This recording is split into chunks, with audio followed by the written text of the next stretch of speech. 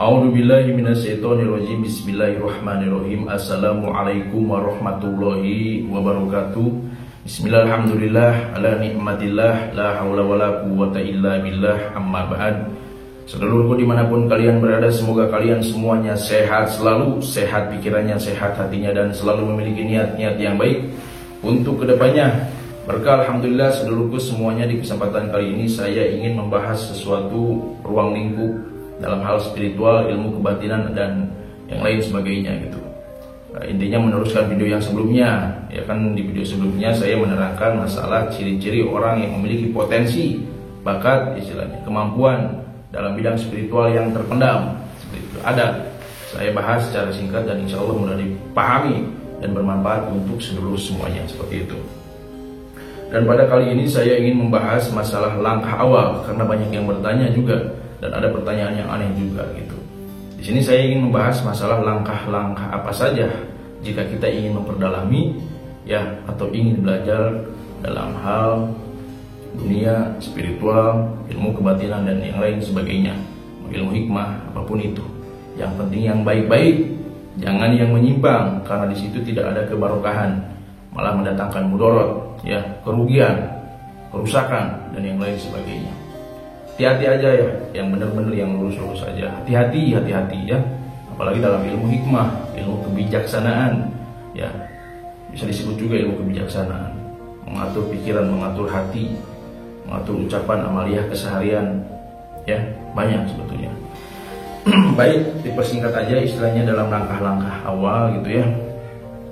Ada juga yang bertanya sebelum saya mengungkapkan atau menerangkan masalah langkah-langkah awal. Ada yang bertanya ke saya masalah belajar ilmu spiritual. Katanya pertanyaannya pada intinya menanyakan bahwasanya ketika langkah awal itu harus bisa membuka mata batin. Mata kita itu, mata batin terbuka, bisa melihat hal yang goib. Aduh, untuk apa, kata saya. Bukan itu tujuan aslinya, bukan itu tujuan utamanya. Ya, karena juga banyak yang menyalahartikan juga, banyak gitu di YouTube, ada gitu dari mana-mana, bahkan di dalam acara TV pun pernah ada gitu. Bukan mata batin itu apa gitu, ya, bukan itu artinya, bukan itu maksud utamanya. Mata batin itu mata hati kita, ya, kepekaan diri, mengaji diri, bukan hanya yang tersurat tapi yang tersirat, ya, dari pengalaman, dari perasaan, dari situasi keadaan. Sesuatu yang kita pikirkan, sesuatu yang terucap, sesuatu yang terlihat, itu semuanya bisa dikaji. Ngaji diri, ilmu rasa. Ketika orang yang memiliki kemampuan spiritual pasti bisa memiliki kemampuan hal tersebut dikarenakan rasa atau kepekaannya sangat kuat. Bukan istilahnya tiba-tiba awal belajar buka mata batin melihat hal yang seperti buat apa, ya. Adapun katanya dimasukkan sesuatu ke dalam dirinya dan tiba-tiba bisa melihat, atau dibuka matanya tiba-tiba bisa melihat, bisa jadi itu jin yang dimasukkan ke dalam tubuhnya dan malah bisa merusak seperti itu. Rusak akidah, rusak tauhid. Landasannya harus kuat dulu, apa-apa juga, jangan tiba-tiba ke hal seperti itu. Untuk apa juga, ya. Istilahnya saya pun kalau datang ke suatu tempat atau suatu rumah untuk membersihkan hal-hal dari gangguan negatif, ya, pada intinya jin yang fasik, yang merusak, yang mengganggu, atau kiriman dan yang lain sebagainya, kiriman dari orang-orang yang zalim, bukan dari penglihatan saya. Di sini ada ini bentuknya gini. Ya, itu kenapa kok bisa ilmu spiritual terjadi dan mengatakan hal-hal bentuk seperti itu? Bukan dari penglihatan, dari rasa, getaran, hawa, dan yang lain sebagainya. Ya, seperti itu. Itu versi saya, dan itu pun bukan hanya istilahnya asal ngomong, dikaji dulu, itu disangkut pautkan dengan hal istilahnya agama yang kira-kira tidak menyimpang dari rasa kita, karena kan semuanya mengandung energi, ya, gelombang otak, resonansi alam yang terjadi, gesekan energi, itu ada rasa-rasanya, hawanya itu ada, mengandung hawa semuanya juga. Itu bukan dari kita melihat ini bentuknya gini.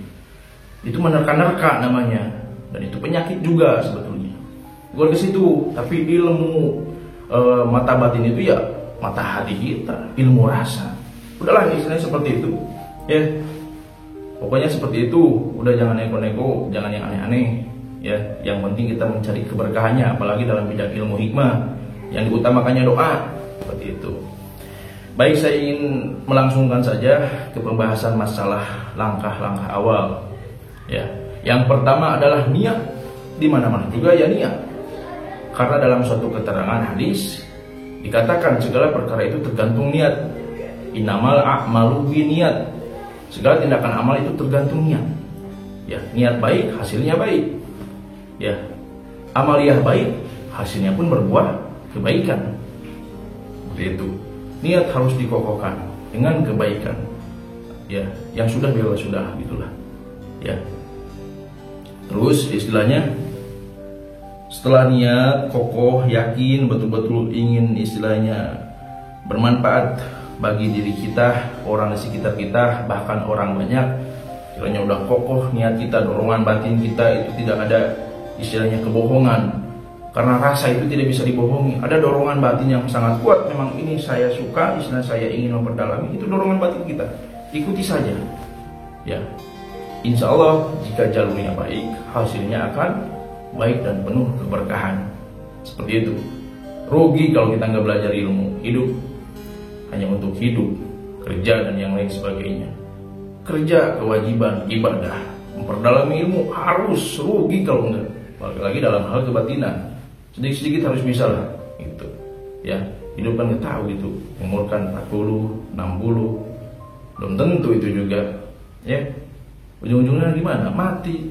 Maka rugi kalau kita tidak bisa bermanfaat untuk orang banyak gitu. Rugi gitu. Oke lah, bermanfaat untuk orang banyak, banyak hal yang bisa kita lakukan. Ini saya membahas dalam masalah hal spiritual. Karena masih banyak orang yang terdolimi, orang yang membutuhkan dalam bidang kebatinan, gitu, pertolongan, dorongan ikhtiar, gitu, yang diutamakannya doa dalam ilmu hikmah, seperti itu. Jadi niat harus yakin, kokoh, tidak ada keraguan, semata-mata mencari keberkahan dan ridho dari Allah Subhanahu Wa Taala. Terus yang kedua apa Kang? Guru, ya. Dalam satu makalah ulama dikatakan istilahnya, barang siapa yang belajar tanpa berguru, maka gurunya adalah setan. Seperti itu. Karena kenapa? Hal negatif di sekitar kita pasti ada. Apalagi keimanan, naik turun. Itu. Kalau kita belajar sendiri, yang berarti gurunya setan. Menyimpang ujung-ujungnya, rusak. Tata cara langkah-langkahnya ngaco.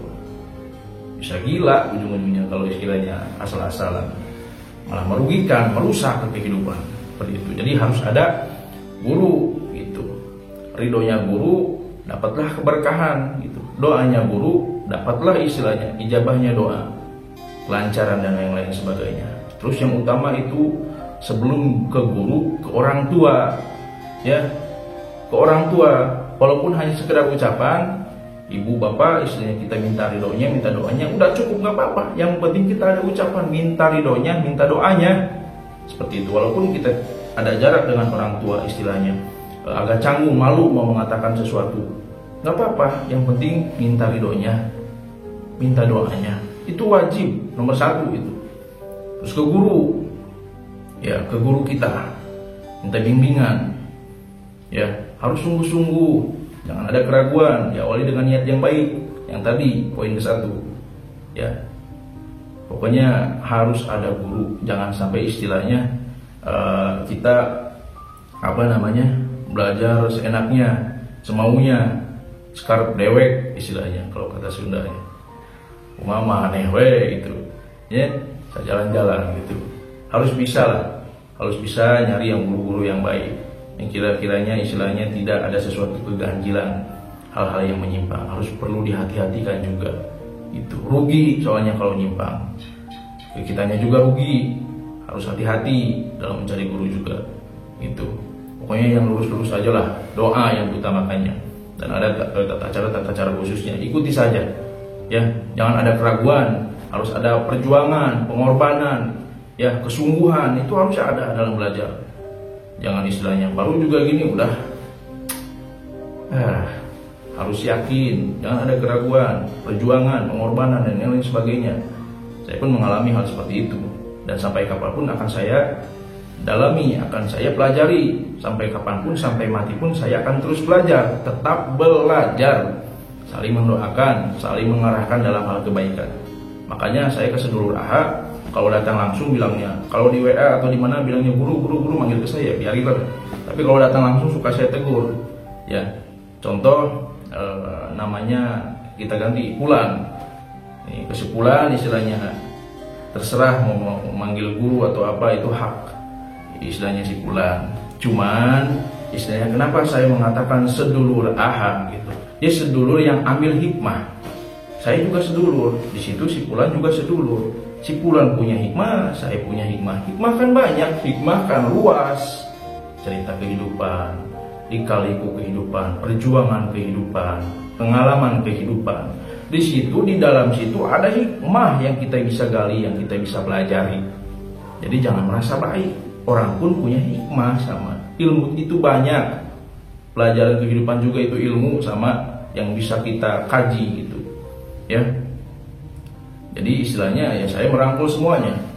Sedulur AHA, sedulur ambil hikmah. Saya ambil hikmah. Contoh orang konsultasi curhat ini dan itu, permasalahannya ini dan itu. Ada hikmah. Saya juga bisa mengambil hikmah dari pelajaran sesuatu yang diceritakan. Itu ada hikmah di situ. Jadi istilahnya balik lagi ke awal yang tadi, harus ada guru terus ya. Terus yang ketiga apa? Ini simpel semua. Dan ini hal dasar dan wajib, ibarat kata rumah itu pondasi lah. Udah pasti akidah, istilahnya tauhid harus itu nomor satu. Itu ini mah pembahasan yang istilahnya harus diingat gitu. Kalau untuk landasan dasar ya memang tauhid, keimanan harus kuat. Maka di situ harus ada niat, ya, harus ada guru gitu. Terus yang ketiga apa?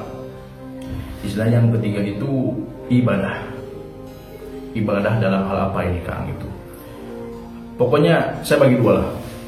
Perkara dengan hablum minallah, hablum minanas. Perkara dengan Allah dan perkara dengan manusia.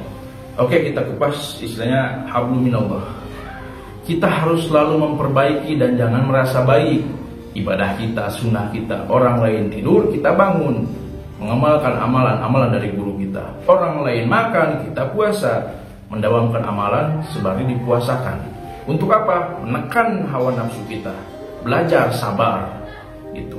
Insya Allah ketika kita mengamalkan suatu amalan dibarengi dengan puasa, ya contoh awal kita menerima ijazah bimbingan dari guru kita, dipuasakan selama 3 hari, contohnya laki hari Kamis, ya berarti diawali dengan Rabu, Kamis, Jumat, dan harus juga istilahnya kita mengikuti puasa sunnah, ya Senin, Kamis gitu. Istilahnya ini kalau dalam hal kebatinan, ilmu mempelajari dalam bidang spiritual, ya saya selalu menyarankan puasa weton gitu. Apa itu istilahnya? Menekan hawa nafsu yang ada dalam diri kita. Diniatkan untuk mencari, menggapai keberkahan dari Allah Subhanahu wa taala. Puasa tidak ada salah, diniatkan ibadah. Ya, membaca amalan-amalan dari guru kita, amalan-amalan yang baik, ya. Sanad keilmuannya harus jelas. Ada tawasul khusus. Kirim hadoroh itu bukan ke orang yang mati aja, pribadi diri kita pun harus dihadorohi gitu. Jadi intinya seperti itulah gitu. Jadi ibadah. Orang lain tidur, kita bangun malam, mengamalkan amalan dari guru kita. Istiqomah dulu, jangan nyari hasil dulu. Ya, guru juga suka lihat gitu. Ini sekiranya istiqomah, perjuangan, ada pengorbanan, ada kesungguhan, ada ikhtiar yang sungguh-sungguh. Kata-katanya, akhlaknya baik. Diangkat lama-lama juga. Nih sebetulnya gini. Kamu kesini. Betul-betul dibimbing sama guru. Tapi baru juga istilahnya diarahkan ke sini udah tek hilang gitu. Ya udah biarin gitu. Ya nanti juga sadar sendiri. Seperti itu. Adalah istilahnya sesuatu yang menyadarkannya. Jadi harus betul-betul harus ada sungguh-sungguh.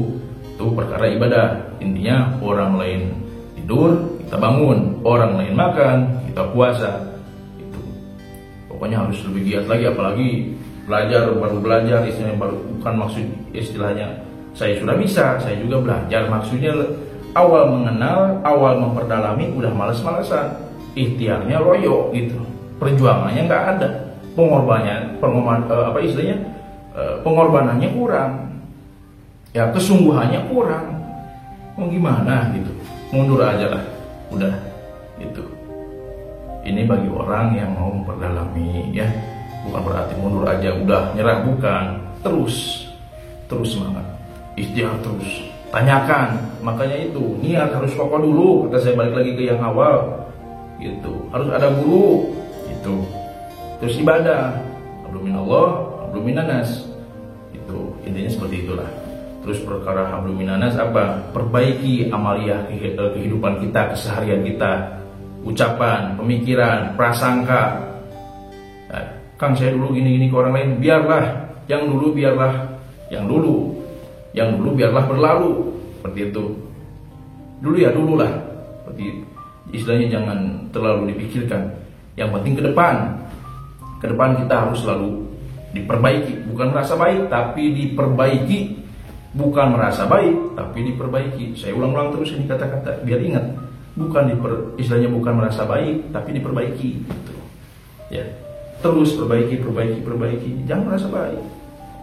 Amaliyah kita, pemikiran, ucapan, tindakan, amaliyah keseharian harus diperbaiki, selalu diperbaiki. Salah perbaiki, hilaf ya tobat, perbanyak istighfar, perbanyak sholawat, mendekatkan diri kepada Allah. Harus beruntun juga gitu. Jangan diambil salah satu poinnya saja. Niat ya, harus ada guru, ibadah diniatkan betul-betul, dilandaskan karena Allah Ta'ala, bukan hanya istilahnya sekedar ingin instan itu. Kalau instan di pikirannya udah instan ya hasilnya pun instan gitu, dan hilangnya pun instan gitu. Hanya sekedar mengenal gitu, tapi tidak bisa mengamalkan ke orang lain dan yang lain sebagainya. Harus sabar, sadar, tawakal, ikhtiar, doa, itu landasan utama, diiringi dengan niat yang baik. Itu padahal semuanya berkesinambungan, ada sinkron yang saling berkaitan, seperti itu. Simpel, sederhana, nggak dibuat rumit, nggak dibuat susah. Sebetulnya yang buat susah itu siapa? Kitanya juga gitu ya. Nyari yang lika-liku, nyari yang gak jelas, nyari yang sudah mutlak menyimpang, itu di akhir tidak ada keberkahan gitu. Sekarang banyak lah yang hal-hal seperti itu. Bahkan dunia pesugihan pun banyak yang saya bongkar gitu. Banyak yang ngechat ke saya, ngancem gak jelas, biarinlah ya, saya yang penting amar ma'ruf nahi mungkar gitu ya, lepas kemungkaran. Walaupun tidak bisa mencakup ruang luas, tapi sekiranya ada 1-2 orang yang bisa disadarkan, dan banyak alhamdulillah gitu ya. Terus yang terakhir apa? Harus ada ijab pembersihan, membersihkan diri, biasanya melalui perantara air itu yang dibacakan, doa-doa khusus, ditawasuli, diselaraskan itu dari nama dan amal orang tuanya agar mengandung keberkahan, kelancaran itu. Istilahnya start awal kalau bahasa sederhananya lah, biar mudah dipahami gitu lah. Jangan terlalu dalam. Intinya mengawali seperti itu ya. Jadi bersihkan, karena tidak dapat dipungkiri yang namanya kehidupan dari keterpurukan hati, lemahnya iman. Keterpurukan hati, lemahnya iman, lemahnya pikiran, cemas, was-was, berlebih. Ya intinya ujung-ujungnya keterpurukan dah. Itu datang hal-hal negatif. Ya, kita ngeblank, pikiran kita ngeblank, keimanannya lagi lemah, hati kita lagi hancur, lagi terpuruk, ya hal negatif gampang masuk ke diri kita gitu. Ya, itulah efek-efeknya. Jadi harus ada ijab pembersihan dulu. Ya, diniatkan betul-betul, cari guru betul-betul, ibadah, hablum minallah, hablum minanas, semuanya harus perbaiki, ikuti arahan. Ya, sadar, sabar, ikhtiar, tawakal, dan berdoa tentunya dilandasi dengan niat yang baik. Mungkin hanya itu ya, seluruh semuanya insya Allah bisa dipahami. Sekiranya ada kekurangan, semuanya itu datang spontan dari diri saya, karena istilahnya ada khilaf atau bahasa yang tidak tersampaikan istilahnya. Karena kan ini saya direkam secara langsung aja gitulah, nggak di-cut, nggak dipotong-potong, langsung aja seadanya, natural gitu. Kecuali nanti suatu saat saya explore, nggak mungkin kan terus rembel ngomong kayak gini, ya nggak mungkin, itu ada harus yang di-cut gitu, ke tempat kan pindah masalah terus direkam gitu ya. Nantilah suatu saat saya explore ke suatu tempat yang sekiranya banyak yang mempercayai hal-hal ganjil ini dan itu sebagainya, bahkan merusak keimanan seseorang, tempat ini bakal ini ya nanti insya Allah, tapi saya tidak janji, tapi diusahakan ya, nanti kedepannya saya mengunjungi tempat-tempat yang sekiranya perlu diluruskan seperti itu ya. Mungkin sekiranya ada kebaikan itu semuanya datangnya dari Allah Subhanahu wa taala, dan semoga kita mendapatkan keberkahan untuk saya, untuk seluruh semuanya juga ya. Barakallah, berkah ijabah, Allahumma ijabah. Jangan lupa disimak ya poin-poinnya. Ya mungkin hanya itu dulu semuanya ya. Akhirul kalam, wabillahi taufiq wal hidayah. Wassalamualaikum warahmatullahi wabarakatuh. Salam seduluran.